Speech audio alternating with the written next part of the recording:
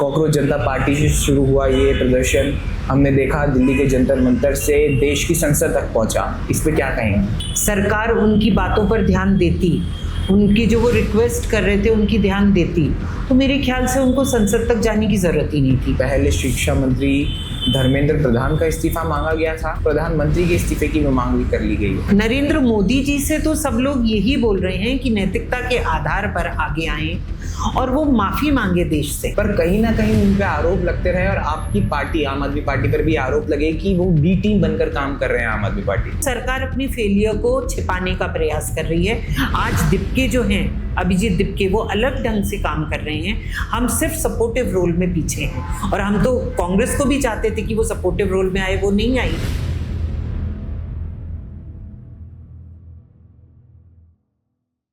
नमस्कार, मेरा नाम है अक्षत पारिक और आप लोग देख रहे हैं पॉलिटिक्स। आज हमारे साथ राजस्थान में आम आदमी पार्टी की प्रदेश अध्यक्ष कीर्ति पाठक जी मौजूद हैं। नमस्कार मैम। नमस्ते, बहुत बहुत धन्यवाद आपने यहाँ आने को आमंत्रित किया। मैम, आज देश में युवा सड़कों पर है। सीजेपी कॉकरोच जनता पार्टी से शुरू हुआ ये प्रदर्शन हमने देखा दिल्ली के जंतर मंतर से देश की संसद तक पहुंचा। इस पे क्या कहेंगे? देखिए, युवा अगर किसी भी बात से उद्वेलित है और अपनी बात पहुंचाना चाह रहा है तो सर्वप्रथम तो वो जंतर मंतर पर बैठे थे। संसद तक जाने की तो कोई बात ही नहीं थी। अगर सरकार उनकी बातों पर ध्यान देती, उनकी जो वो रिक्वेस्ट कर रहे थे उनकी ध्यान देती, तो मेरे ख्याल से उनको संसद तक जाने की ज़रूरत ही नहीं थी।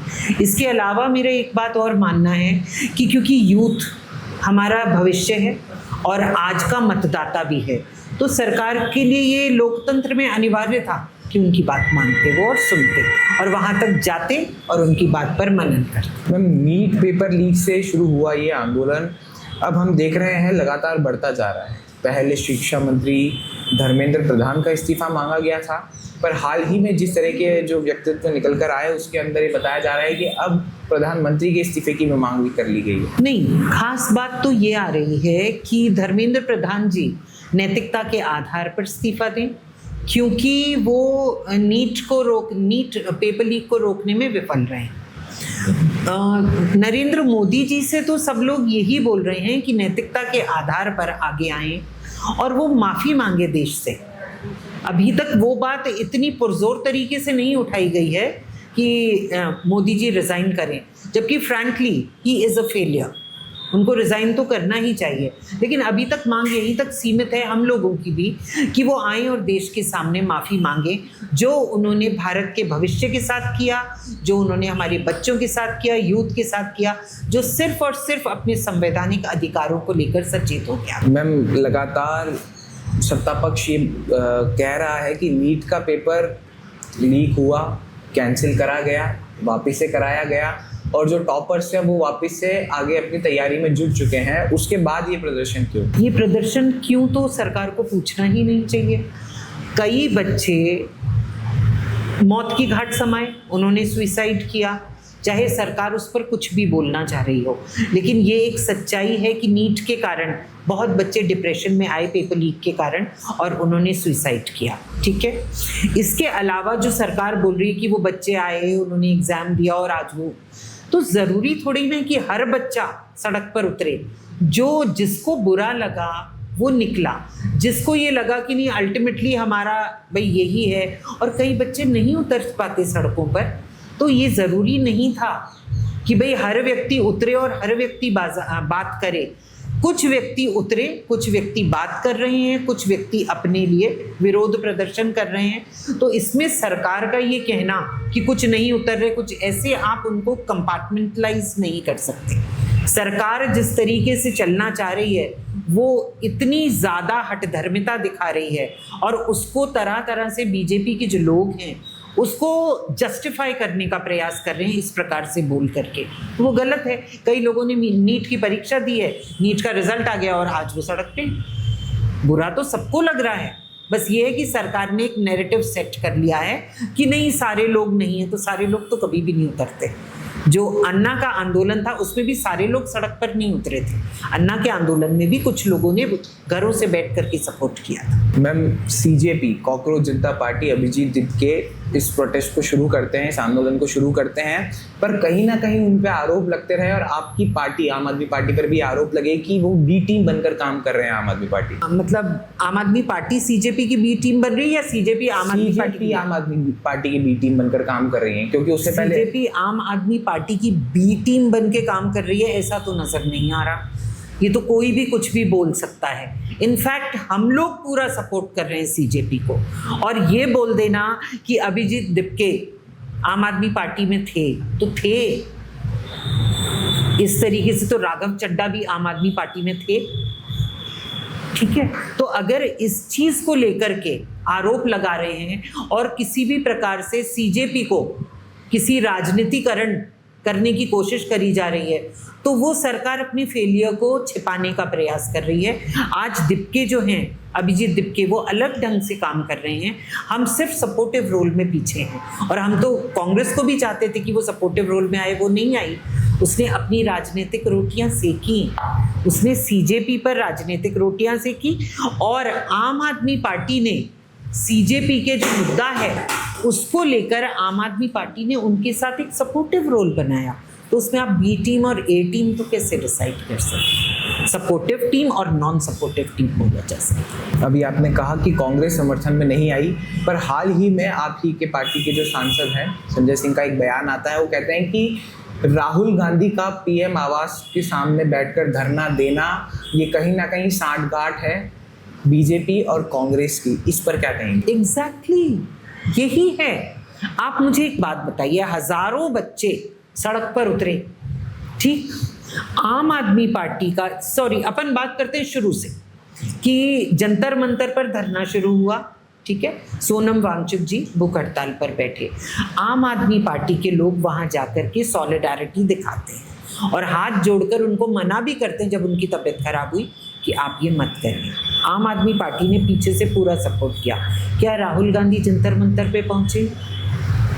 नहीं पहुंचे। जब बच्चों के सिर फोड़े गए, जब बच्चों को मारा पीटा गया, जब बच्चों के कपड़े खींचे गए, जब उनके कपड़े फाड़े गए, तब मैंने खुद ने देखा टीवी पर राहुल गांधी और प्रियंका गांधी, इन दोनों से जो अपने जर्नलिस्ट हैं वो पूछने का प्रयास कर रहे हैं कि आप इस बारे में क्या बोलेंगे जो आज पुलिस ने किया।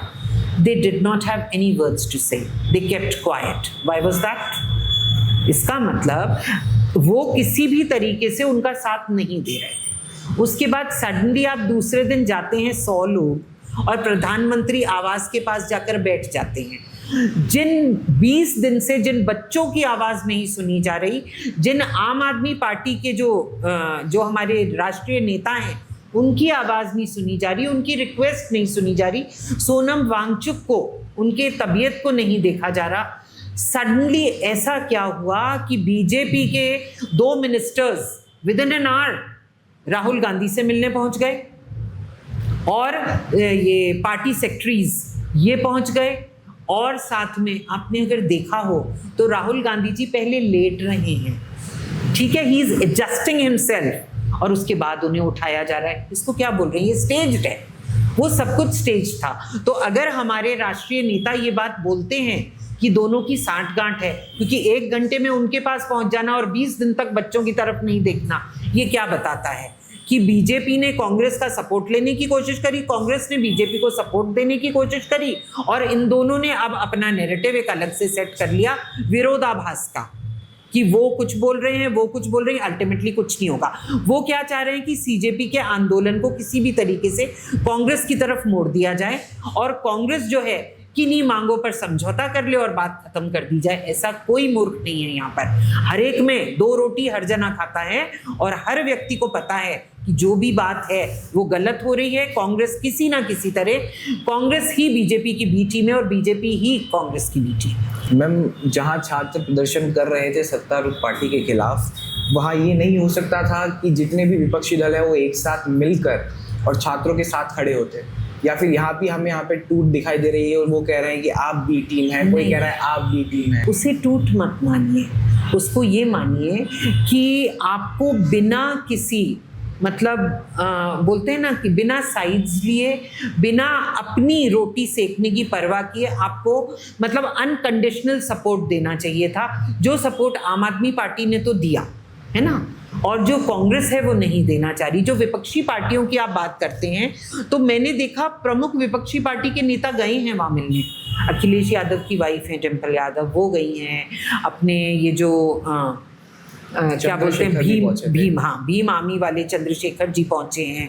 बहुत सारे जो हैं मूवी वाले जो हैं स्टार्स हैं, बहुत सारे जो NGOs के पीपल हैं, बहुत सारे सोशल वर्कर्स हैं, राइटर्स हैं, मतलब हर तरीके का, हर तबका का व्यक्ति पहुंचा है। यहाँ तक कि पॉलिटिकल पार्टी के लोग पहुंचे हैं सारे। और मेरे ख्याल से तो ये महाराष्ट्र के जो वो हैं उद्धव ठाकरे वो भी पहुंचे हैं। तो सब जने अगर पहुंच रहे हैं और सपोर्ट करके आ रहे हैं, अनकंडीशनल सपोर्ट दे रहे हैं, तो आप उसको कैसे बोलते हैं कि हर जना अलग अलग खड़ा हुआ है?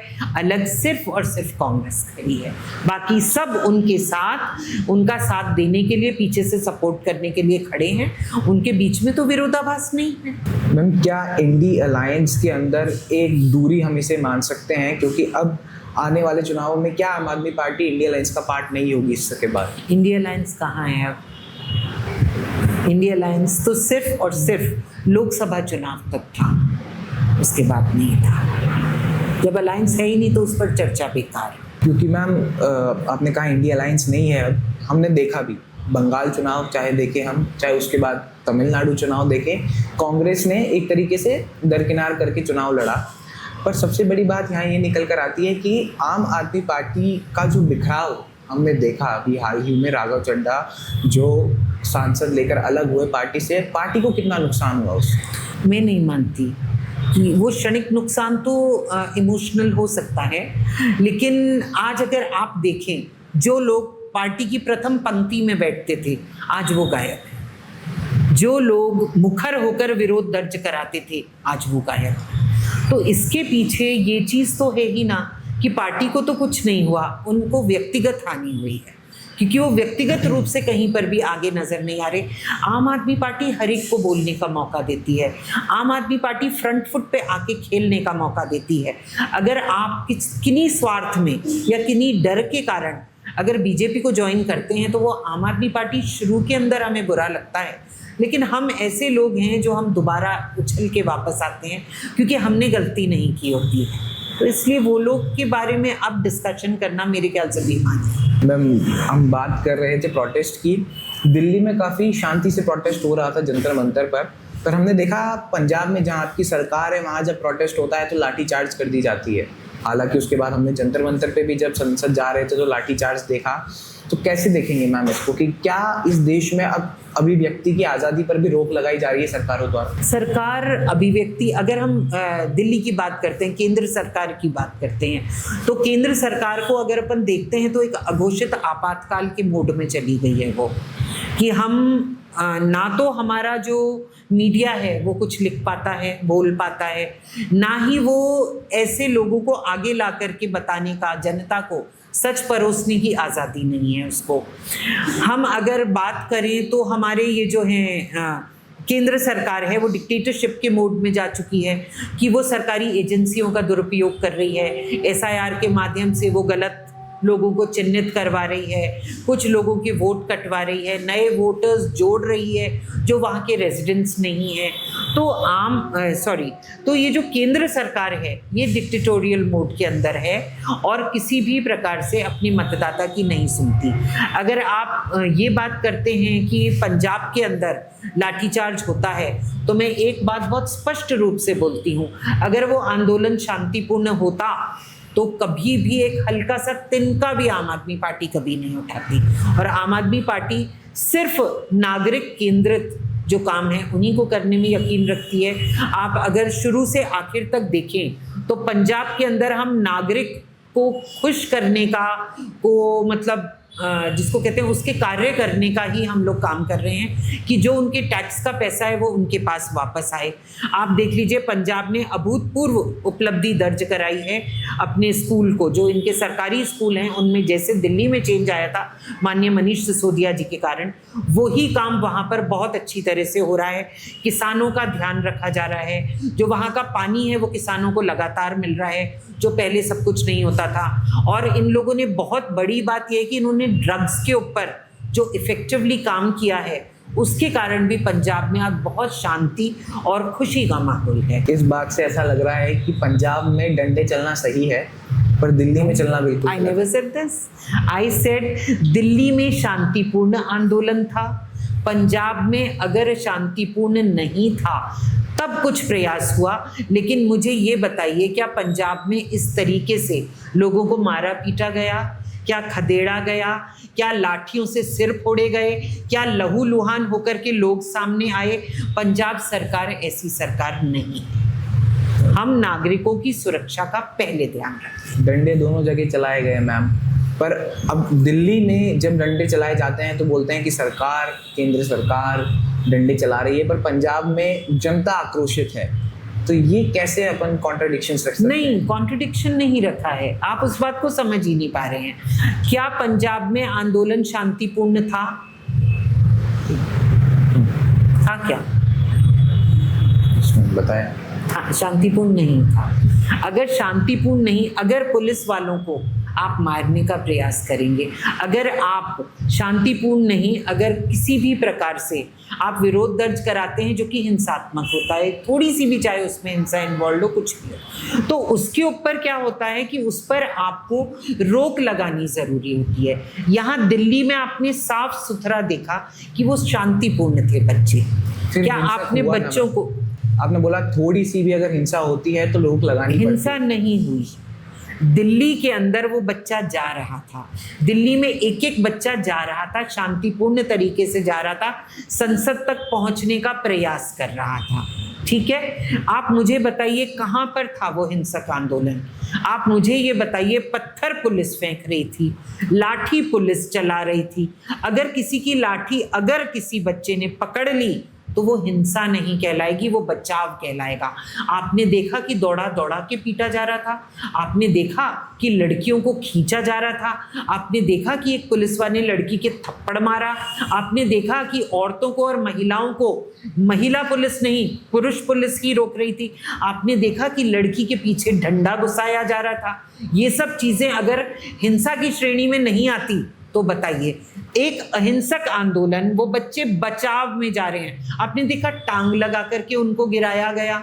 मतलब आप ये चीज़ें देखिए कि जो सारा हिंसा हो रही थी वो पुलिस की तरफ से हो रही थी, बच्चे अहिंसक और शांतिपूर्ण तरीके से वो कर रहे थे, और जहाँ पर अगर बच्चा गलत करने का भी प्रयास कर रहा था उसे रोका जा रहा था। आप उन चीज़ों की तरफ ध्यान दीजिए, ऐसा कुछ भी पंजाब में। पुलिस द्वारा डंडे चलाए गए, पत्थर भी चलाए गए, पर ये बात है कि कुछ एक वीडियोस ऐसे भी वायरल हुए हैं जहाँ पेपर स्प्रे बच्चों द्वारा, मतलब जो वहाँ पे मौजूद थे, मैं उन्हें बच्चे नहीं कहूँगा, अब वो हिंसक हो चाहे वो किसी भी छात्र हो चाहे नहीं हो, क्या पता वो दंगा भड़काने आए हो, वहाँ पे जो मौजूद थे उन्हें ज़्यादा, जो लाठियां लेकर के कुछ लोग बिना वर्दी के बैठे हुए थे वो स्टूडेंट्स जैसे ही लग रहे थे। हो सकता है बीजेपी वालों ने अपने गुंडे वहां भेजे हों, ताकि उनको ये पता था कि ये अहिंसक आंदोलन है, ये शांतिपूर्ण आंदोलन है, इसके अंदर हमको ये दिखाना जरूरी है कि पुलिस वालों को टारगेट किया जा रहा है और उन बच्चों को भी मारा जा रहा है, वो लोग बच्चों को भी मारे, और यही हो सकता है कि उनका जो स्वरूप है वही दिखाया गया हो और ये सब स्टेज्ड हो। और मैं तो ये मानती ही हूँ कि वो स्टेज्ड ही होगा, क्योंकि जहाँ तक मैं जानती हूँ, क्योंकि हमारे लोग हैं वहाँ पर, कोई भी व्यक्ति ने हिंसा नहीं करी थी वहाँ पर। कम से कम सीजेपी वाले से जो जुड़े हुए आंदोलन के लोग आए थे वो सब नॉर्मल लोग थे जो किसी भी प्रकार से हिंसा करने नहीं आए थे, वो सिर्फ इस आंदोलन का पार्ट बनने के लिए आए थे। चलिए मैम, ये तो फिक्स हुआ कि दोनों तरफ से डंडे चले थे। अब थोड़ा सा पीछे जाते हैं। जब नीट पेपर लीक हुआ, अरविंद केजरीवाल जी का एक वीडियो बाहर आता है, वो कहता है कि अब जेन जी को सड़कों पर आ जाना चाहिए, और हम उसी पैटर्न को होता हुआ देख रहे हैं।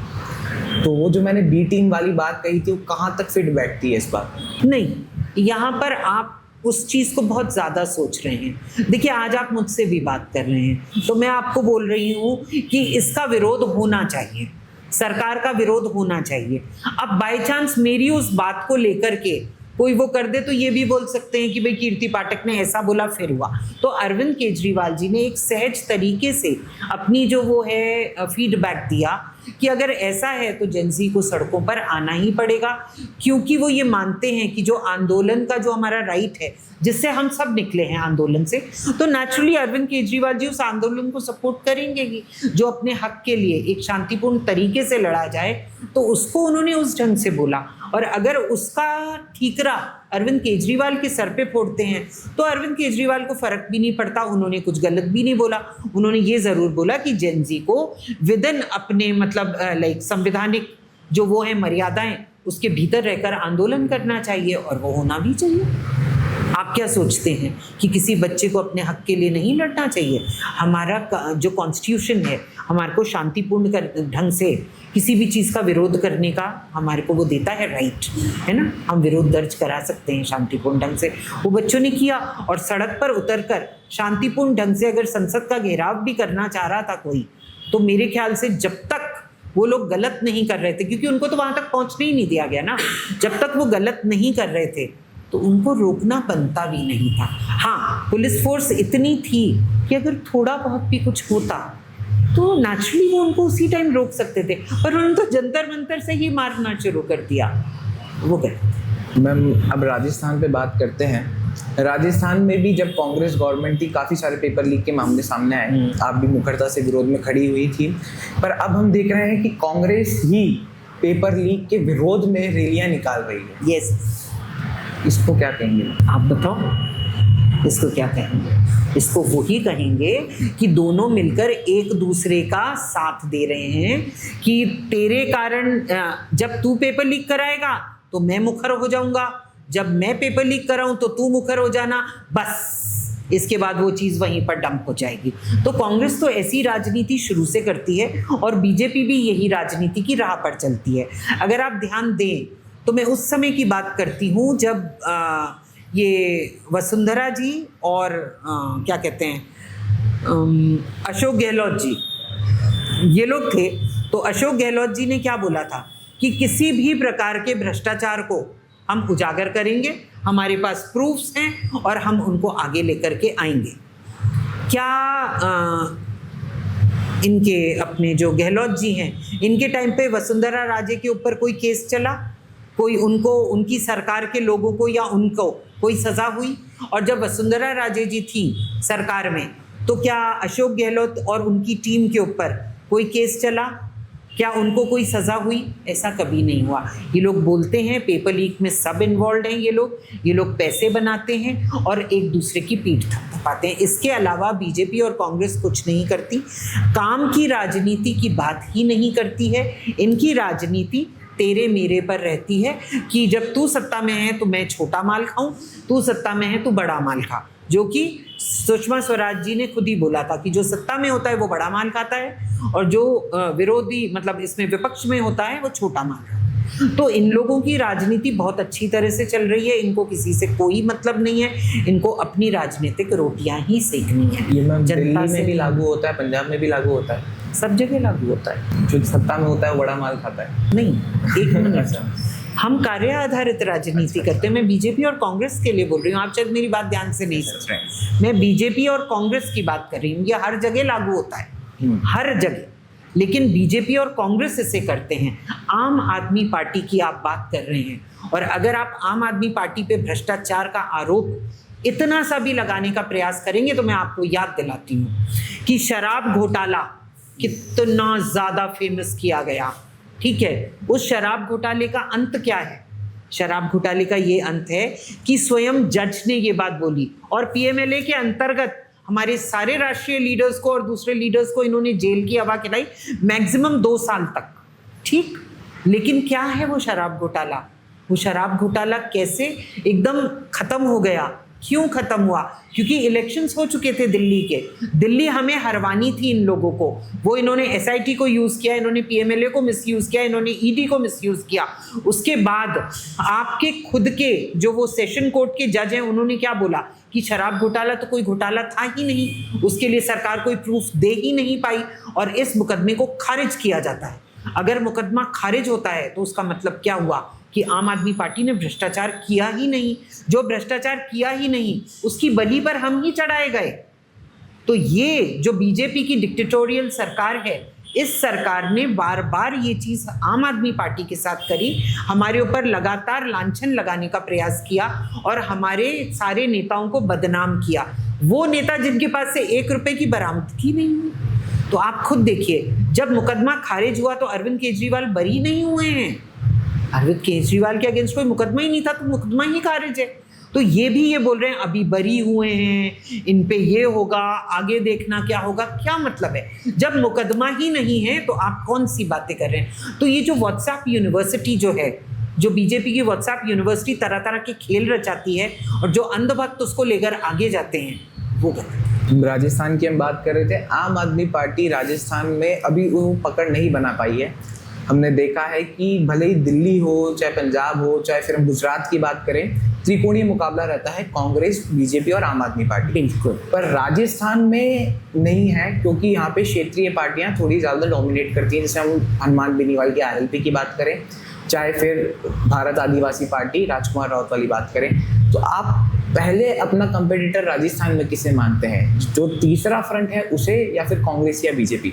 अब एक बात सुनिए, आप हनुमान बेनीवाल जी की बात करते हैं, तो हनुमान बेनीवाल जी का जो वो एक ऑरा है, जो आभा मंडल है, वो नागौर के आसपास केंद्रित है।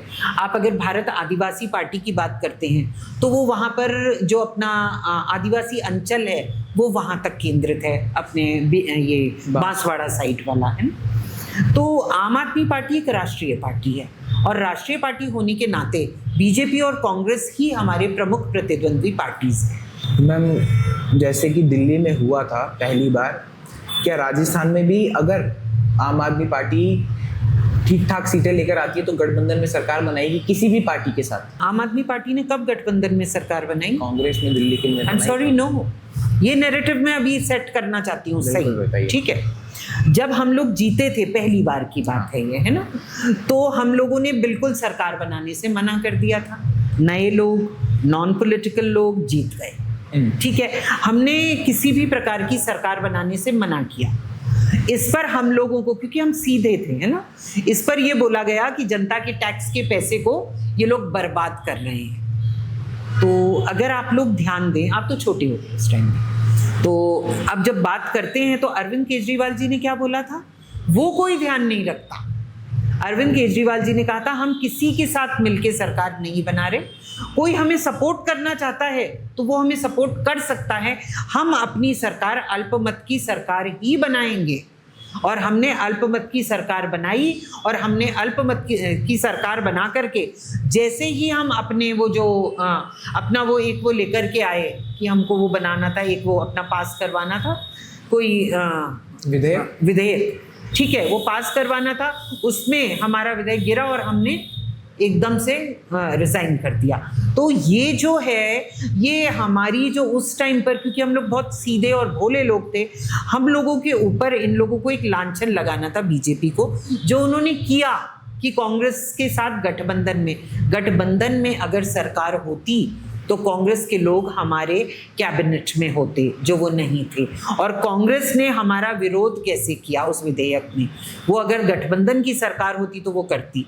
तो हम लोगों ने रिजाइन किया, प्योर एंड सिंपल। हमने कभी भी कांग्रेस के साथ इंडी गठबंधन के अलावा कोई गठबंधन नहीं किया। वो गठबंधन जो था वो उस टाइम पर हुआ जब हमारे केंद्रीय नेता जेल। अरविंद केजरीवाल जी पर जो आरोप लगे उसके बाद, जैसे कि सरकारी आवास नहीं लूँगा, लिया गया, उस नैरेटिव पे भी बात करेंगे। सरकारी गाड़ी नहीं लूँगा, वो भी लिया गया, और ऐसी बहुत सी बातें कही गई उनके द्वारा जो बाद में शायद कर ली गई।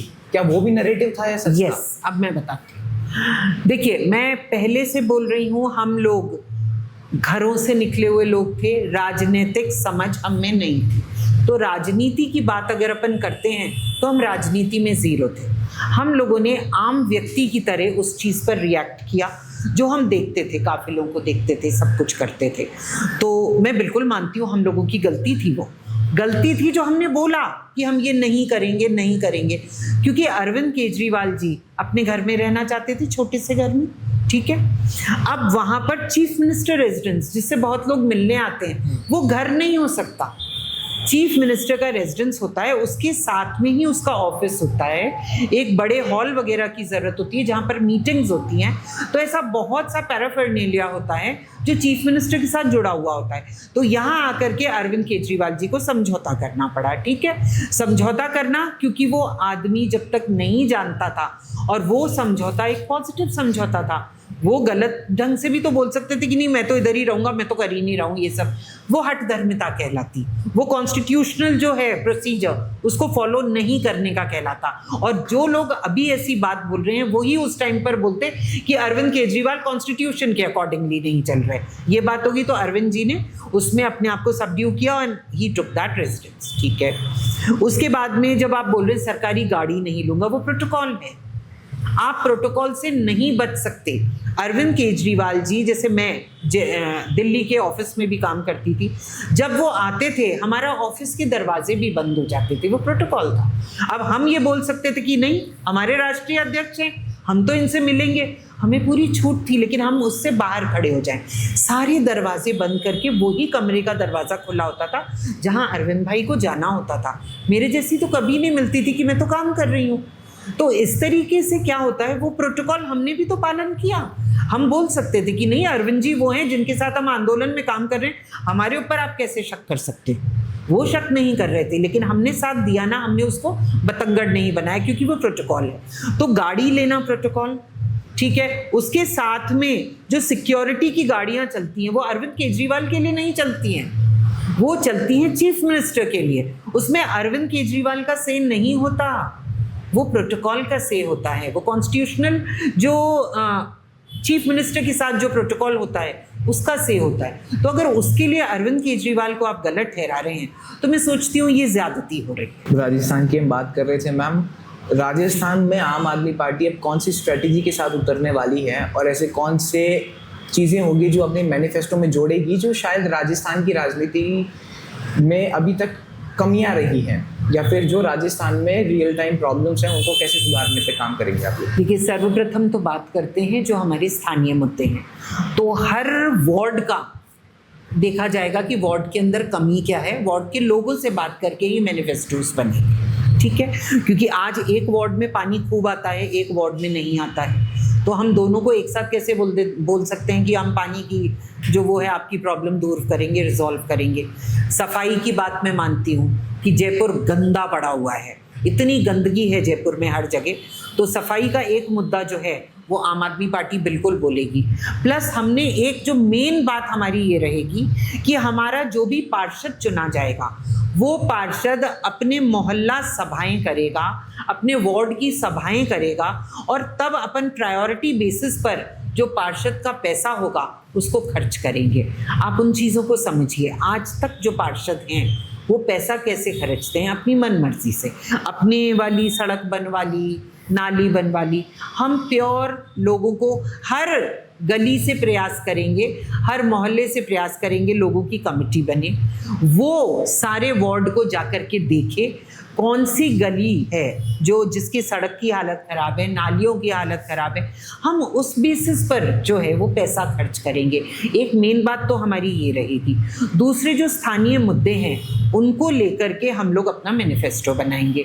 रही बात पूरे राजस्थान की, तो अभी जो इलेक्शंस होने हैं इसके पंचायत निकाय पंचायत वगैरह की बात ही कर रही हूँ मैं, जो बाद में जो विधानसभा के इलेक्शंस है उन पर अभी हम फोकस नहीं कर रहे। उन पर फोकस वही होगा हमारा कार्य आधारित राजनीति का, तब हम बताएंगे। अभी स्थानीय चुनाव के जो मुद्दे होंगे वो स्थानीय होंगे और उन्हीं को हम टारगेट करेंगे। एक बेसिक बात लेते हुए जो अडिग रूप से हमारे हर मैनिफेस्टो में रहेगी कि कार्य आधारित राजनीति जो है उसका जो सूरज है वो उदय होगा आम आदमी पार्टी के साथ। जनता को, जनता की आवाज़ बन के हम लोग जनता के लिए काम करेंगे और जनता की कोई भी ऐसी प्रॉब्लम हो उसको हम रिजॉल्व करेंगे।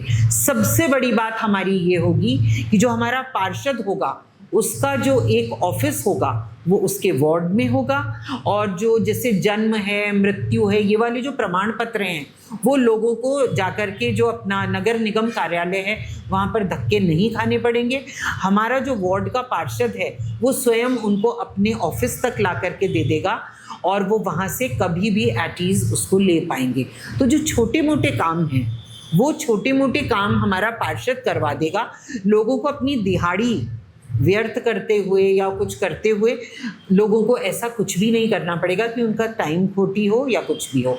इसके अलावा अगर हम लोग कर पाए, जो कि एक्चुअली विधायक के उसमें होगा, हम मोहल्ला क्लिनिक्स स्टैब्लिश करेंगे। और अगर ऐसा नहीं हो पाया तो क्योंकि जो पार्षद है वो टाइम टू टाइम फिर इस प्रकार के क्लिनिक्स, साप्ताहिक क्लिनिक्स या ऐसे हम लोग अपने आप को एनजीओ की तरह काम करते हुए ऐसी चीज़ें भी करेंगे ताकि जो हमारा आम व्यक्ति है वो उसकी दिहाड़ी ख़त्म ना हो, खर्च ना हो, और वहीं की वहीं उसके मोहल्ला में, उसके वार्ड के अंदर उसको जो नॉर्मल सी जो प्रॉब्लम्स हैं, जैसे अगर आप देखते हैं तो कई बार क्या होता है कि कोई फ्लू चल गया, तो हम ये कोशिश करेंगे कि हमारे पार्षद के कार्यालय में ही एक डॉक्टर को बिठाया जाए जो सेवाधारी हो और वो सेवा करके उन लोगों का इलाज करे, उनको कहीं जाने की जरूरत ना पड़े। मैम, पंचायत निकाय चुनाव में कुछ सेलेक्टिव सीट्स पे चुनाव लड़ा जाएगा या पूरे राजस्थान में लड़ा जाएगा? देखिए, हम लोग पूरे राजस्थान में चुनाव लड़ने की घोषणा कर चुके हैं, लेकिन यहाँ पर ये होगा कि हमारे जो लोकल जो हमारे कार्यकर्ता हैं, पदाधिकारी हैं, वो डिसाइड करेंगे कि हम लोगों को कहाँ पर कितनी सीटों पर चुनाव लड़ना है, क्योंकि हम हर कार्यकर्ता की आवाज़ जो है वो हमारे लिए बहुत ज़रूरी है। तो हम इसी प्रकार से काम करेंगे कि कार्यकर्ता बताएंगे कि अगर 100, जैसे यहाँ पर 150 वो हैं अपने वार्ड्स है ना जयपुर के अंदर, तो अगर कार्यकर्ता बोलेंगे सारे 150 पर हम लोगों को चुनाव लड़ना है तो हम 150 पर लड़वाएंगे, अगर वो 100 पर लड़ना चाहेंगे तो हम 100 पर लड़वाएंगे। वो ये हमारे जिलाध्यक्ष हैं और हमारी जो चुनाव की कमेटी होगी ये लोग डिसाइड करेंगे, विधानसभा अध्यक्ष डिसाइड करेंगे कि उनकी विधानसभाओं में कितने वार्ड में चुनाव लड़ा जाए। बात कर रहे थे राजस्थान में जो तीसरा फ्रंट है, हनुमान बेनीवाल, उनकी राजनीति को कैसे देखते हैं? मैंने बताया ना, उनकी राजनीति नागौर के आसपास केंद्रित है, तो एक छोटी सी जगह के लिए संपूर्ण प्रदेश की बात तो की नहीं जा सकती। तो हमारे लिए वो एक राष्ट्रीय पार्टी नहीं है, वो एक छोटी पार्टी है। तो उन लोगों को ये तो हम नहीं कह रहे कि हम बिल्कुल निगलेक्ट करेंगे, लेकिन वो हमारे लिए एक बहुत बड़ी चुनौती नहीं है। राजस्थान में जो अभी फिलहाल सरकार है, भाजपा की सरकार है, पहली बार के विधायक, पहली बार के मुख्यमंत्री भजनलाल शर्मा की कार्यशैली को कैसे देखते? सबसे पहले तो वो पर्ची से चुने गए हैं, है ना। ऊपर से पर्ची आई, खोली गई और वसुंधरा जी का चेहरा देखने वाला था, उन्होंने वो पर्ची लेकर राजनाथ जी को दी और जिसकी घोषणा की गई, ठीक है। उस व्यक्ति को खुद ही नहीं पता था कि वो मुख्यमंत्री बनेगा, लेकिन उसको तो सब कुछ एक ही बार में मिल गया। फिर अब पर्सनल कमेंट तो मैं नहीं करना चाहूँगी, उन्होंने अपनी विद्वता का परिचय काफ़ी बार दिया है, तो वो एक सीधे सज्जन से पुरुष लगे मुझे, जो जिनके ऊपर केंद्र सरकार बैठ कर के ये जो ब्यूरोक्रेट्स हैं इनके माध्यम से सरकार चला रही है। भजनलाल जी बहुत ज़्यादा एक जिसको बोलते हैं सफल मुख्यमंत्री नहीं कहे जा सकते, क्योंकि इनके टाइम पर भी, जब आपको याद है जब शुरू की बात थी तो भजनलाल जी ने मारवाड़ी में पूछा था कि आज तक कोई पेपर लीक हुआ हमारे टाइम पर? भाई तब तक पेपर ही नहीं हुए थे तो लीक कहाँ से होंगे। जब पेपर हुए तो लीक होने का सिलसिला शुरू हो गया, जो कि मतलब राज्य सरकार ने भी करवाए थे, तो उसमें भी पेपर लीक हुआ है। तो भजनलाल जी महिलाओं पर अत्याचार के मामले रोकने में नाकामयाब रहे हैं।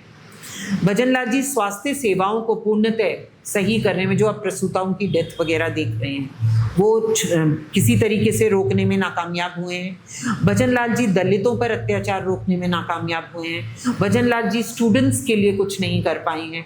भजनलाल जी किसी भी स्फीयर में, एजुकेशन में आप देखिए मदन दिलावर जी हैं, पिछली बार वहाँ झालावाड़ की उधर कितने बच्चे मरे थे जब वो दीवार ढह गई थी, छत ढह गई थी। उसी तरीके से हमने उस बीच में जाकर के बहुत सारे स्कूल देखे, इन लोगों ने कुछ पैसे भी रिलीज़ किए, लेकिन 1 लाख रुपए सैंक्शन करना आज के ज़माने में, आप सोचते हैं कि पूरी तरह से ढहा हुआ स्कूल ठीक किया जा सकता है? भजनलाल जी कौन सी उसमें रहते हैं मुझे नहीं पता कि वो क्या सोचते हैं कि 1 लाख रुपए में वो क्या कर सकते हैं, लेकिन मैं इतना ज़रूर जानती हूँ कि 1 लाख रुपए में कुछ भी नहीं होता। तो अभी भी बारिश का सीज़न है, अभी भी अपन को पता चलेगा। मदन दिलावर जी किसी भी प्रकार से उसके ऊपर काम नहीं कर पाए हैं, नैरेटिव सेट नहीं कर पाए हैं, ये कि भाई हम लोगों ने कुछ किया, वो नहीं कर पाए हैं, काम ही नहीं कर पाए हैं, तो नैरेटिव तो खैर क्या सेट करेंगे। तो इन लोगों के एजुकेशन सिस्टम इनका स्वास्थ्य जो वो है, इनका जो ऑर्डिनरी जो दूसरी आप बहुत सारी बातें सोचते हैं, तो हर तरीके से अगर ये नाकामयाब रहे हैं तो मैं नहीं सोचती इनको सत्ता में रहने का कोई भी हक है। पिछले करीब 25-30 साल से एक बार राजस्थान में कांग्रेस, एक बार बीजेपी, यही पाठ्यक्रम रहा है। वसुंधरा राजे और अशोक गहलोत दोनों में से किसे बेहतर शासक मानते हैं और किसका कार्यकाल ज़्यादा अच्छा है? दोनों के शासनकाल में भरपूर भ्रष्टाचार हुआ है, ठीक है। दोनों के, अगर ये लोग किसी तरीके के विकास को अगर अपनी झोली में डालना चाहते हैं तो आप ये मानिए कि विकास एक सतत प्रक्रिया है, ठीक। अब मैं आपको एक बात बताती हूँ, जैसे ये एलिवेटेड रोड्स बनती हैं, पुल बनते हैं, तो इसमें अगर आप नोट करें कि 1 साल में या 3 साल में बनने वाला पुल अगर 5 साल में बनता है तो उसका वो जो है पैसा वो कितने गुना ज़्यादा हो जाता है। और यही आम आदमी पार्टी ने दिल्ली में करके बताया कि 3 साल में जो ब्रिज बनने वाला था वो 1.5 साल में, 2 साल में बन गया। हमने जितने लाख रुपए, जितने करोड़ों रुपए लगने थे, हमने उससे कम में वो बनाया। तो इस प्रकार से तो हमें बीजेपी और कांग्रेस में राजस्थान में देखने को कभी नहीं मिला। राजस्थान के अंदर जो काम हुए हैं इन दोनों सरकारों के द्वारा, वो फ्रैंकली कुछ भी नहीं रहा। जो छोटा मोटा विकास हुआ है वो विकास एक सतत प्रक्रिया रही है, उसके अलावा और कुछ भी नहीं है। जैसे लोग बोलते हैं कि बहुत बेहतरीन सड़कें बना दी गई हैं, नहीं, सड़कें ऐसा नहीं है। सड़कें अटल बिहारी जी के टाइम पर जो स्टार्ट हुआ था, जो अभी भी हुआ था, वो एक सतत क्रम चल रहा है। कहीं किसी चीफ मिनिस्टर ने उठ करके एक बेहतरीन काम किया हो, वो उंगलियों पर हम गिन सकते हैं। वसुंधरा राजे जी के काल में भी दलितों पर अत्याचार थे। वसुंधरा राजे, सबसे बड़ी बात, वसुंधरा जी का और उनके बेटे का जो वो जगह है झालावाड़, जो उनका वो जहाँ से वो लोग लगातार जीतते हैं, आज तक वहाँ पर उस प्रकार की सुविधा नहीं है। लोगों को अगर बारिश आ जाती है तो खाट के ऊपर मरीज को रख करके वो क्रॉस करना पड़ता है, कारें बह जाती हैं। मतलब आज तक बीच का जो एक एरिया है, मैं अभी गई थी झालावाड़, तो बीच में एक बॉटल नेक टाइप कोई जगह आती है, वहाँ पर आज भी खूब देर तक के जैम्स लगते हैं। मतलब अगर कोई चीफ मिनिस्टर हो या अगर कोई एमपी हो, वहाँ पर अगर ये सालों से, 20 सालों से अगर प्रॉब्लम चली आ रही है, तो इसका मतलब उन सरकारों ने कुछ भी नहीं किया। और चीफ मिनिस्टर का खुद का असेंबली कॉन्स्टिट्यूंसी में अगर इस तरीके की बातें होती हैं तो वो गलत है। यहाँ पर मैं एक बात और बोलती हूँ, अजमेर की हूँ तो अजमेर की भी बात बताती हूँ आपको। 20 साल तक हमारे अजमेर के नॉर्थ और साउथ के एमएलए सेम हैं, ठीक है। और आज वो 5वीं बार जीत करके जो हमारे एक एमएलए हैं वो स्पीकर बन चुके हैं। लेकिन आज तक क्या हो रहा है, जल भराव की समस्या जस की तस है। लोगों के घरों में पानी घुसता है।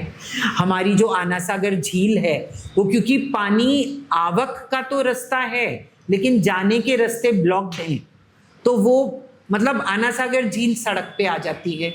आप सड़क के ऊपर एक ओशन की तरीके के उसको देख सकते हो। काश कि इतना बड़ा हमारा आना सागर होता।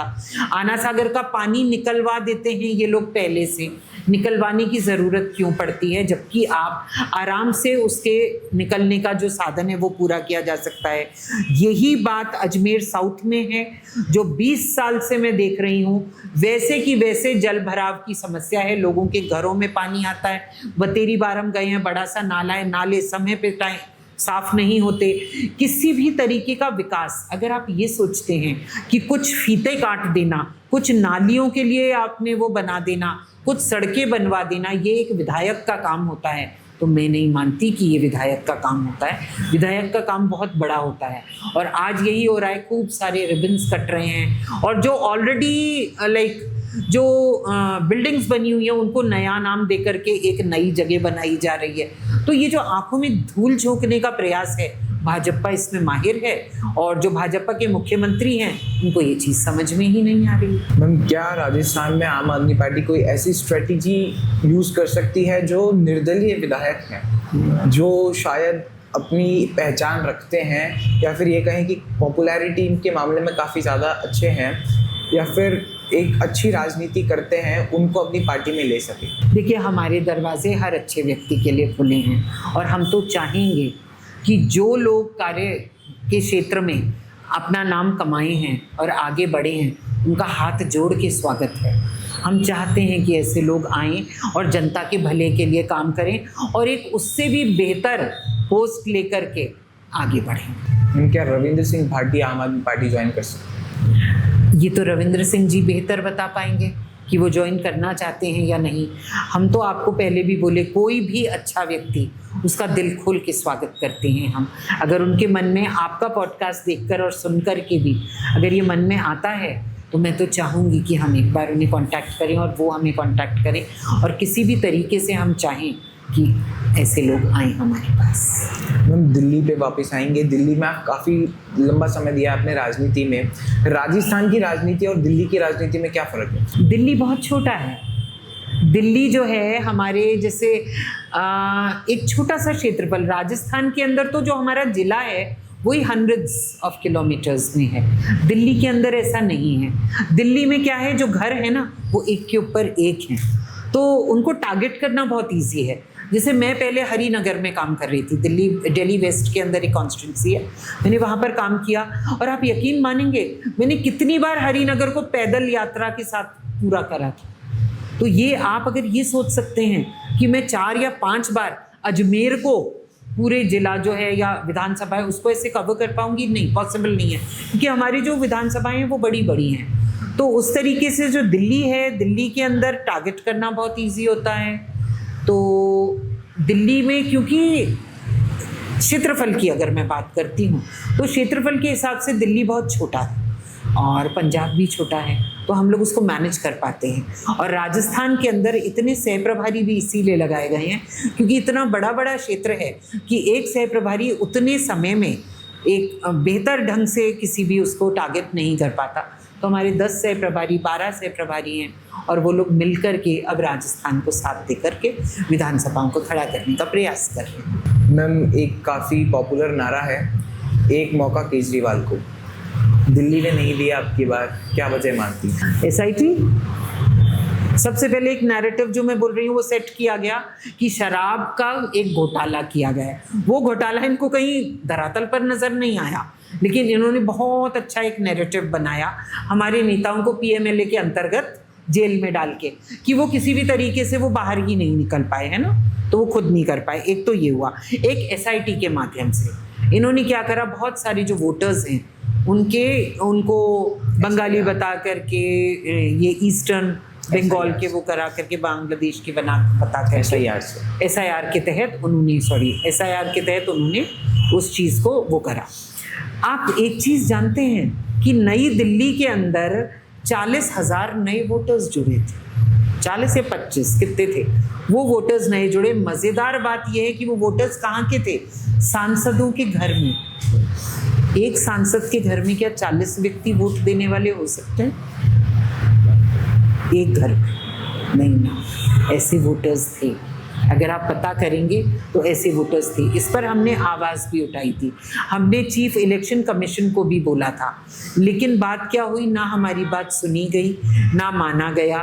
तो SIR के तहत अभी भी हम लोग दिल्ली में यही काम कर रहे हैं, क्योंकि अभी वापस इलेक्शंस होंगे, हम वापस उसके तहत काम करवा रहे हैं और अपनी तरफ से प्रयास कर रहे हैं कि जो एक्चुअल वोटर्स हैं उनका नाम वो करा जाए। अब मैं जैसे, क्योंकि अजमेर की तो वापस बात बताती हूँ आपको, अजमेर के एक वार्ड में 900 वोटर्स वो थे, उसमें से 450 के ऊपर आपत्ति दर्ज कराई गई। और वो आपत्ति किसने दर्ज कराई? एक ही व्यक्ति ने।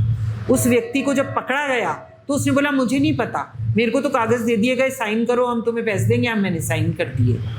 तो इस तरीके से काम कर रही है बीजेपी।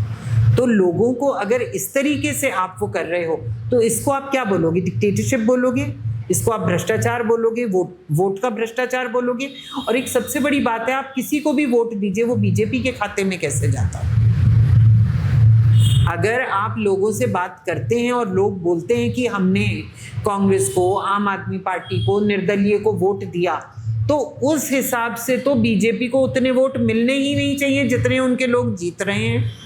तो बीजेपी ने हर तरीके से मिसयूज़ किया है पावर का, और उस पावर का मिसयूज़ करके ही उन्होंने दिल्ली में सत्ता बनाई है। आप दिल्ली के लोगों को बिलखते देख सकते हैं। दिल्ली के लोग रेखा गुप्ता जी के लिए बोलते हैं ना, और ये भी बोलते हैं कि अरविंद केजरीवाल याद आता है। जिन जिन मुद्दों पर रेखा गुप्ता जी ने हमारे आम आदमी पार्टी को घेरा, सो कॉल्ड घेरा, आज तक वो मुद्दे खुद क्यों नहीं रिजॉल्व कर पाई हैं? उसमें समय लगता। क्योंकि उन्होंने झूठ बोला। तो इस तरीके के जो मुद्दे हैं ना, वो दिल्ली में किए गए जानबूझकर, और हमारे नेता क्योंकि जेल में थे और एंड टाइम पर जेल से निकल के आए, और अभी तक वो जो मैं बोल रही हूँ मुकदमा खारिज नहीं हुआ था, तो इन सब का खामियाजा हमको भुगतना पड़ा। भाजपा के झूठ का खामियाजा भुगत के दिल्ली के अंदर हमारी सरकार गई। वोट चोरी पे आपने बात करी, राहुल गांधी ने भी बहुत मुखरता के साथ इस मुद्दे को उठाया था, पर उसमें कहीं ना कहीं आपकी पार्टी उनको उतना सपोर्ट करती हुई दिखाई नहीं दी। हमारी पार्टी क्यों सपोर्ट करेगी? हमारी पार्टी ने, सुनिए, हमारी पार्टी ने ये शुरू से बोला है, हमारी पार्टी ने ही इस मुद्दे को उठाया है। ये लोग तो बाद में बोलने लगे हैं, उससे पहले तो ये बोल ही नहीं रहे थे। जब हम लोगों ने उसको बिल्कुल दिखाया, उसके बाद में इन लोगों को समझ में आया। हम तो शुरू से बोल रहे थे, लेकिन उस टाइम पर उनको दिल्ली के अंदर, कांग्रेस को भी दिल्ली के अंदर आम आदमी पार्टी को हरवाना था, इसलिए ये सारी चीज़ें हुई, और इसके बाद ही उन्होंने बोलने का वो शुरू किया, जब उनको खुद को समझ में आई वो बात। उससे पहले शायद उन लोगों को समझ में भी नहीं आई थी ये बात। उनको ये लग रहा था हम लोग किसी भी प्रकार से कुछ गलत बोल रहे हैं। जब उनके साथ हुआ तो उनको समझ में आया। मैम, हम देख रहे हैं शराब घोटाला वाला मामला आता है, अरविंद केजरीवाल, मनीष सिसोदिया जेल होती है, उसके बाद दिल्ली में चुनाव हार जाती है आम आदमी पार्टी, फिर राघव चड्ढा पार्टी तोड़ के सांसदों के साथ भाजपा में शामिल हुआ। क्या अब डाउनफॉल स्टार्ट हुआ है आम आदमी पार्टी का? सबसे पहले तो पार्टी नहीं टूटी है ना। कुछ लोग अपने डर के कारण और अपने क्या बोलते हैं स्वार्थ के कारण उन लोगों ने पार्टी को छोड़ा। अब डर क्या था? ईडी का डर, जैसे लवली यूनिवर्सिटी वाले, जैसे राघव चड्ढा को तो डर लगा कि कहीं मेरे को नहीं फंसा दिया जाए, उसने पहले ही माफ़ी मांग ली थी। ठीक है, तो ये चीज़ें, एक तो पार्टी नहीं टूटी। आप ये बताइए कौन सा व्यक्ति, जो 5-7 लोग जो गए, उनके साथ कौन सा कार्यकर्ता गया? मुझे कार्यकर्ताओं के नंबर बताइए कि 5, 7, 10, 12, 15 लोग गए ना, सिर्फ वही लोग गए, 5-7 लोग, है ना। वो लोग क्यों गए? उनके अपने सेल्फिश रीजंस रहे हैं। राघव चड्ढा का डर रहा है, ईडी वाले का डर रहा है, ये जो अपने लवली यूनिवर्सिटी इनका डर रहा है, जो अपने ये थे डॉक्टर संदीप पाठक, इनके अपने रीजंस रहे हैं जो मैं नहीं चाहूँगी कि मैं खुल के बताऊँ उनको। उन्होंने भी पार्टी के साथ कुछ गलत किया था, तो उस तरीके से वो गए हैं। इस तरीके से जो लोग हैं वो अगर डर के कारण और ईडी के डर के कारण और किसी भी प्रकार से दबाव के कारण अगर गए हैं, उसको पार्टी टूटना नहीं कहते। क्या एक बार के लिए तो पार्टी को थोड़ा धक्का लगा ही होगा, इमोशनल भी, पार्टी लाइन पर भी, क्योंकि आप ही की पार्टी के कुछ सदस्य हैं जो एक ही टेबल पर बैठकर बात करा करते थे, साथ में आप लोग साथ में बैठ के राजनीति डिस्कस करा करते थे और अलग अलग मोर्चों पर बात किया करते थे। वो होता ही है जब एक परिवार के कुछ सदस्य कहीं जाते हैं, क्योंकि पार्टी परिवार की तरह ही काम करती है, तो कुछ आहत तो होते हैं। और क्या उन नुकसानों की भरपाई की जाएगी आने वाले समय में, या फिर इमोशनल नुकसान हुआ था? इमोशनल नुकसान की भरपाई हो चुकी है, क्योंकि वी बूमरैंग बैक। हम ऐसे हैं, हमको पता है कि लोगों का स्वार्थ कई बार उनको लेकर के डूबता है। मैं यकीनन बोल सकती हूँ कि अरविंद केजरीवाल जी ने अपनी जो मन की व्यथा होगी वो किसी को बताई नहीं होगी। उनको बुरा ज़रूर लगा होगा कि जो लोग जिन पर उन्होंने ट्रस्ट किया उन्होंने धोखा दिया, लेकिन जो साथ टेबल पर बैठकर बात करते थे, इन सब चीज़ों का एक ही उत्तर है कि वो बात तो करते थे, मुखरता से बोलते थे। आज वो मुखरता कहाँ है? आज वो काम कहाँ है? आज वो लोग कहाँ हैं? क्या आपको आम आदमी पार्टी छोड़कर गए हुए लोग आज किसी भी प्रकार से दिल्ली के मुद्दे पर बोलते नजर आते? आज बच्चों के साथ जो अत्याचार हुआ जंतर मंतर पर, उस पर बोलते नजर आते हैं? राघव चड्ढा तो बहुत मुखर थे, एक समोसे के पैसे पर भी मुखर थे वो। तो आज वो बच्चों के सिर फूट रहे हैं, लेकिन उनकी हिम्मत नहीं है ना बोलने की। बात खत्म। आम आदमी पार्टी हर एक को बोलने का मौका देती है, इंसान को इंसान समझाती है, और ये लोग उसी तरीके से काम कर रहे थे। काम की राजनीति की बात करते थे, आज वो काम की राजनीति कहाँ पीछे छूट गई है इनसे। जो जनता के सर्वप्रिय होते थे, आज वो कहाँ पर हैं? आज राघव चड्ढा को क्या जनता पसंद करती? नहीं करती है ना। आज वो, आप सोचते हैं जेनजी जो है वो आज राघव चड्ढा को पसंद करता होगा? जब इनका सिर फूटा तो राघव चड्ढा की हिम्मत हुई कुछ बोलने की? पॉजिटिवली नेगेटिवली कुछ बोला उसने? क्योंकि नेगेटिव वो बोल नहीं सकता था, पॉजिटिव वो बोल नहीं सकता था। उन सबकी बोलने की शक्ति खत्म हो गई। आम आदमी पार्टी में हम आउटगोइंग देख रहे हैं, इनकमिंग नहीं देख रहे हैं। जैसे जैसे पार्टी आगे बढ़ती जा रही है, लोग छोड़ते जा रहे हैं साथ। तो क्या अरविंद केजरीवाल मैनेज नहीं कर पा रहे हैं लोगों को अपने साथ, या फिर कोई और रीज़न? ये आपका कहना है कि जाते नजर आ रहे हैं। मैं पूछ रही हूँ, हाँ। ये आपका सोचना है और कहना है कि आपको इनकमिंग नहीं दिख रही, आउटगोइंग दिख रही है, क्योंकि इनकमिंग चुपचाप हो रही है और आउटगोइंग जो है वो कुछ लोग 5-7 लोग है ना, वो आउटगोइंग दिखी आपको। और कौन सी आउटगोइंग? कुमार विश्वास ने भी साथ छोड़ा। हाँ। सालों पुरानी बात कर रहे हैं। बिल्कुल, मैं वही कह रहा हूँ, शुरुआत से ही अगर हम देखें, शुरुआत से ही अगर लोगों के स्वार्थ टकराते हैं तो वो निकल के जाते हैं। ठीक है, पर्सनल टिप्पणी मैं नहीं करूंगी। लोगों ने अपनी इच्छा, जिद और स्वार्थ के चलते आम आदमी पार्टी को ठुकराया। हर एक के साथ होता है। देखिए, आज मैं आपके सामने बैठी हूँ, मैं 2011 से काम कर रही हूँ अन्ना आंदोलन से। मुझे आज मिला ना वर्किंग प्रेसिडेंट का पोर्टफोलियो। उससे पहले अगर मैं जिद पकड़ लेती कि नहीं मुझे चाहिए, मैं तो लायक हूँ, मुझे चाहिए, मैं तो लायक हूँ, तो फिर कहाँ जाता? आपने पेशेंस रखी, आपको मिला। आम आदमी पार्टी में पेशेंस बहुत बड़ा रोल प्ले करती है। हर व्यक्ति को हमारे नेशनल लीडर्स देख रहे हैं, हर व्यक्ति को देख रहे हैं, और समय पर हर व्यक्ति को उसका ड्यूज ज़रूर मिलता है। मैंने ये हर एक के साथ देखा है। ये लोग किसी को इग्नोर नहीं करते। ये हो सकता है कि कोई कारण रहे हों जो आज तक कुछ नहीं किया हो सकता है उनको मेरे अंदर वो काबिलियत ही नज़र नहीं आई हो, और अभी भी उनको सिर्फ वर्किंग प्रेसिडेंट के रूप में मेरी काबिलियत नज़र आई हो, मतलब स्टेट प्रेसिडेंट नहीं नज़र आई हो। तो ये चीज़ें बहुत ज़्यादा सोचने की नहीं है। अगर आप बिल्कुल तटस्थ भाव से उस दायित्व को दायित्व समझ करके लेते हैं तो आपको कभी प्रॉब्लम नहीं होगी। ये कुमार भाई और दूसरे लोगों के साथ हुआ कि उन्होंने तटस्थता से इस चीज़ को सहा नहीं। अगर वो सहते तो वो आज बिल्कुल आगे खड़े हुए होते, मैं प्रॉमिस करती। मैं जानती हूँ अरविंद केजरीवाल जी को, मैं जानती हूँ उनकी वर्किंग को, मैं जानती हूँ वो किसी को इग्नोर नहीं कर सकते, मैं समझती हूँ। मैम, ऑलमोस्ट हम लास्ट पड़ाव पर है अपने पॉडकास्ट के। मैं कुछ नेताओं के नाम लूँगा, आप उन पे क्या विचार रखते हैं एक लाइन में आप बताना चाहे तो हम पहले स्टेट से शुरू करते हैं, फिर सेंटर तक चलेंगे। सबसे पहले जो राजस्थान के पूर्व मुख्यमंत्री थे अशोक गहलोत जी अपनी सत्ता को नहीं संभाल पाए और कांग्रेस में फूट का कारण बने। जो सचिन पायलट जी संयम नहीं रख पाए और कांग्रेस में फूट का कारण बने।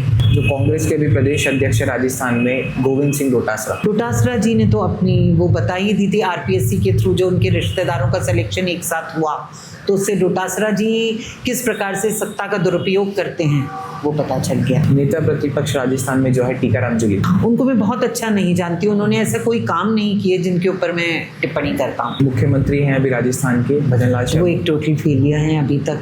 वो एक पर्ची मुख्यमंत्री हैं जो सिर्फ केंद्र द्वारा कठपुतली की तरह चलाए जा रहे हैं। उप मुख्यमंत्री दिया कुमारी जी काम करना चाहती हैं, मैं उनसे मिली भी हूँ और शी वॉन्ट्स टू वर्क, लेकिन मेरे ख्याल से अभी उनमें वो परिपक्वता नहीं है। वसुंधरा राजे मैच्योर पॉलिटिशियन, लेकिन उन्होंने अपने इमीडिएट जो बॉस हैं उनके साथ जो वैर मोल लिया, अपने आप को पार्टी से थोड़ा सा बड़ा माना। उन्होंने शायद पार्टी से बड़ा नहीं, उन्होंने अपने आप को एक स्ट्रॉन्ग लीडर माना, जिनको जानबूझकर मोदी जी और शाह जी ने जिनको जानबूझ करके छोटा करने का प्रयास किया। किरोड़ी लाल मीणा वो काम करना चाहते हैं लोगों के हित का, लेकिन कहीं ना कहीं वो सिर्फ अपने आप को देखते हैं। हनुमान बेनीवाल जी बहुत सारा काम करना चाहते हैं, एक बहुत स्ट्रॉन्ग लीडर भी हैं, लेकिन हनुमान जी जो हैं वो अभी तक सिर्फ अपने आप को एक जाट नेता के तौर पर स्टैब्लिश कर पाए हैं। अगर वो बहुत खुल के अगर सामने आना चाहें तो उनके पास असीम संभावनाएं हैं। श्री विधायक रविंद्र सिंह बागी, अरविंद केजरीवाल आपकी पार्टी के। अरविंद जी जो हैं he is a superb leader, जो आपकी सोच से आगे बढ़ के सोचते हैं, और अगर उनको आगे बढ़ाया जाए तो मेरे ख्याल से पूरे इंडिया के अंदर जो राजनीति होगी ना वो धर्म, जाति, संप्रदाय, समाज के नाम पर ना होकर के सिर्फ काम के नाम पर होगी।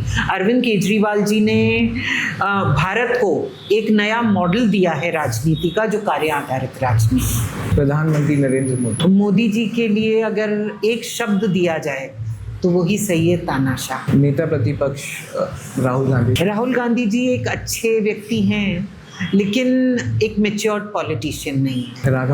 राघव चड्ढा जी से मेरी मुलाकात नहीं हुई है, एक बार बात हुई थी। और राघव चड्ढा जी ने जो अपनी मातृ संस्था के साथ किया, वो मेरे ख्याल से आज भी उनको उसका मतलब पछतावा तो होता ही होगा। इंडिया का सबसे ओवररेटेड नेता किसे मानते हैं? मोदी। और सबसे अंडररेटेड किसे मानते हैं? संजय सिंह जी। मैम, ऐसा एक नेता जो सोशल मीडिया पे तो काफी दिखाई देता है, पर धरातल पे उसकी प्रेजेंस बिल्कुल नहीं। बहुत सारे नेता हैं, किन किन के नाम लेंगे? जो बहुत सारे, जो उस लिस्ट में सबसे आगे खड़ा हो ना, बहुत सारे लिस्ट में एक साथ हैं, सिर्फ दिखते हैं, काम करते हुए नहीं दिखते। ऐसा नेता जो वादे बड़े बड़े करता है, पर जब एग्जीक्यूशन का टाइम आता है तो बिल्कुल जुमलेबाज एक ही हैं, मोदी जी। तो मैम, अब आम आदमी पार्टी की सीधी टक्कर बीजेपी से है कि कांग्रेस से? आम आदमी पार्टी की टक्कर हर उस पार्टी से है जो नागरिक केंद्रित काम नहीं करती है, कार्य आधारित राजनीति नहीं करती है, जो आम व्यक्ति को धर्म, जाति, संप्रदाय, समाज के नाम पर जो वोट लेने का प्रयास करती है। हमारा टक्कर हर उस पार्टी से। मैम, हाल ही में जब सीजेपी के मंच से अरविंद केजरीवाल जी ने कहा था कि धर्मेंद्र प्रधान को इस्तीफा देना चाहिए और शिक्षा मंत्री सोनम वांगचुक को होना चाहिए, तो क्या ये एक इनविटेशन था उनके लिए कि आप पार्टी ज्वाइन करिए, आम आदमी पार्टी? देखिए, हर चीज़ भविष्य के गर्भ में होती है। उन्होंने जो बोला वो उस समय की मांग थी, क्योंकि वो एक सेंसिटिव नेता बन के उभरे हैं सोनम वांगचुक जी। तो अरविंद भाई ने बोला तो कुछ सोच समझ के ही बोला होगा, और मेरे ख्याल से मनीष सिसोदिया जी से बेहतर कोई वो नहीं हो सकता। और उनके साथ में सोनम वांगचुक ने जो काम किए हैं लोगों के लिए, तो अरविंद भाई का नेचुरल इंक्लिनेशन उनकी तरफ आया। जिस तरीके से उन्होंने लोगों को शिक्षा का प्रचार प्रसार किया है, तो वो 27 में पंजाब चुनाव है, यूपी में भी चुनाव है। पंजाब में तो आप लड़ेंगे, क्या यूपी में भी हम आम आदमी पार्टी को देखें? बिल्कुल चुनाव लड़ेगी। आम आदमी पार्टी हर जगह चुनाव लड़ेगी। चुनाव लड़ने के लिए पॉलिटिकल पार्टी होती है। पंजाब में सरकार रिपीट हो रही है? पंजाब में सरकार रिपीट हो रही है। हमने इतने काम किए हैं कि कोई सोच ही नहीं सकता कि कोई और इतने काम इतने कम समय में कर पाएगा। 5 साल के अंदर पंजाब का अगर आप शक्ल बदल देते हो, जो लोग सालों से नहीं बदल पाए, तो आम व्यक्ति, अगर आप जाएंगे, आप खुद भी पंजाब में जाइए, हर व्यक्ति अप्रिशिएट करता है। आपकी फेवरेट महिला नेत्री कौन रही? जब मैं छोटी थी तो मैं इंदिरा गांधी से बहुत प्रेरित थी। इंदिरा गांधी मेरे को एक बहुत, मतलब ये तो मेरे ख्याल से हर विपक्ष का व्यक्ति भी बोलेगा कि वो एक सही, जिसको कहते हैं, देशभक्त थे। उन्होंने भारत का नाम कहीं पर नीचे नहीं होने दिया। गलतियां हर व्यक्ति से होती हैं, जैसे आपातकाल वगैरह की जो हुई, तो आपातकाल तो अभी जो अघोषित आपातकाल है वो तो उससे वर्स है। जो इंदिरा गांधी ने लगाया उससे वर्स आपातकाल लगाया। जबकि लोग बोलते हैं कि इंदिरा गांधी के टाइम पर लोगों को खूब यातनाएं दी गई, ये सब किया गया। ये तो मतलब जेल से बाहर रहते हुए यातनाएं मिलती हैं उन लोगों को। जो अभी वुमेन रिजर्वेशन बिल लेकर आया गया और वो नहीं पास हो पाया, उस पर क्या कहेंगे? Women reservation bill already pass हो चुका है। ये मोदी जी सबको ध्यान भटकाने का प्रयास कर रहे हैं, ये उसको थोड़ा रोकने का प्रयास कर रहे हैं। मोदी जी चाहते हैं कि किसी भी प्रकार से हर चीज़ का दुरुपयोग करके हम, जैसे अभी वो ये चाह रहे हैं कि जितनी सीट्स हैं उससे ज़्यादा सीट्स हो जाएं, ताकि किसी भी तरीके से लेकर बीजेपी पावर में रहने का सतू ना कर ले। जब ये बिल पहले ही पास हो चुका है, जिस भी फॉर्म में ये पास हुआ, उसको पहले लागू क्यों नहीं कर रहे मोदी जी? ठीक है, परिसीमन की बात कर रहे हैं, फिर वापस बिलिंग की बात कर रहे हैं। ये नहीं मोदी जी, जो चीज़ लागू हो चुकी है, जो चीज़ पारित हो चुकी है, पहले उसको लागू कर दीजिए, फिर आप चाहें तो और बिल आगे और ला सकते हैं। तो इस पर पारित न होना कहना बहुत गलत होगा। वो एक नैरेटिव है जो बीजेपी ने सेट किया है। आम आदमी पार्टी पर एक और काफ़ी ज़्यादा प्रेशर या फिर कहीं कि कहा जाता है कि सोशल मीडिया इन्फ्लुएंसर्स को काफ़ी ज़्यादा हायर कर रखा है पीआर के लिए, इसमें कितनी सत्यता? नहीं, हायर नहीं किया है। आम आदमी पार्टी ने ही सोशल मीडिया को एक तरीके से राजनीति में आम आदमी पार्टी लेकर आई है। जब अन्ना आंदोलन था उसी से ये चीज़ शुरू हुई है और हमारे ही बहुत सारे कार्यकर्ता नेता थे जो इसको अंजाम दिया जिन्होंने, और आम आदमी पार्टी की सोशल मीडिया टीम ये शुरू से नंबर 1 रही है। उसके बाद पेड एम्प्लॉयज़ की बात तो बीजेपी ने शुरू करी है।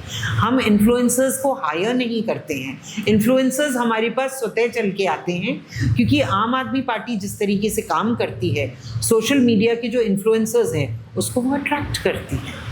तो हम पैसा देकर नहीं करवा रहे हैं, बीजेपी पैसा देकर करवा रही है। बीजेपी पैसा देकर के सोशल मीडिया को इन्फ्लुएंस करा रही है, बीजेपी पैसा देकर के मीडिया को कर रही है, बीजेपी हर तरीके से सब विपक्ष को खत्म करने का प्रयास कर रही है। मैम, कीर्ति पाठक जी का अगला पॉलिटिकल कदम क्या होने वाला है और क्या 2028 राजस्थान में किसी भी सीट से चुनाव लड़ रही हैं? मैं चुनाव नहीं लड़ूंगी, एक तो ये क्लियर है कि मैं कभी भी चुनाव नहीं लड़ूंगी।